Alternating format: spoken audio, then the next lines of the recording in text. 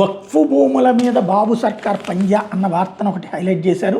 ముస్లిం సమాజం మేలు కోసం దాతలు ఇచ్చిన 100 కోట్ల విలువైన వక్ఫ్ భూముల్ని అధికారికంగా కొల్లగొట్టేందుకు చంద్రబాబు సర్కార్ అడ్డు లేకుండా అడ్డగోలు నిర్ణయాలు తీసుకుంటుందని ముస్లిం సమాజం ఆగ్రహం వ్యక్తం చేస్తోంది. వక్ఫ్ బోర్డును రబ్బర్ స్టాంప్గా మార్చేసి ఇష్టారాజ్యం వ్యవహరిస్తోంది అన్నటువంటిది హైలైట్ చేసుకొచ్చారు. ఇందులో ఏంటంటే police head quarters armed reserve కార్యాలయాల కోసం కేటాయించే విషయాన్ని ప్రస్తుతం వక్ఫ్ బోర్డు పరిశీలిస్తూ ఇది క్యాబినెట్లో పెట్టారు. సమావేశం ఎజెండాలో పెట్టుకొచ్చారు. ముస్లిం సమాజంలో తాజాగా తీవ్ర చర్చనీయాంశమైంది.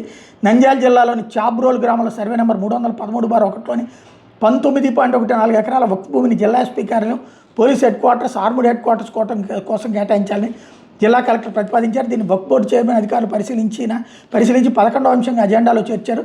అదే జిల్లాలోని పాణ్యం మండలం కౌలూరు గ్రామంలో సర్వే నెంబర్ 128/2లో 10 సెంట్ల భూమిని కోర్టు కాంప్లెక్స్ నిర్మాణం కోసం అప్పగించేలా అజెండాలో 12వ అంశంగా చేర్చారు. దీని మీద వక్ఫ్ బోర్డు సభ్యులు చర్చించి ఎటువంటి నిర్ణయం తీసుకుంటారనేది ముస్లిం సమాజం గమనిస్తోంది అన్నారు.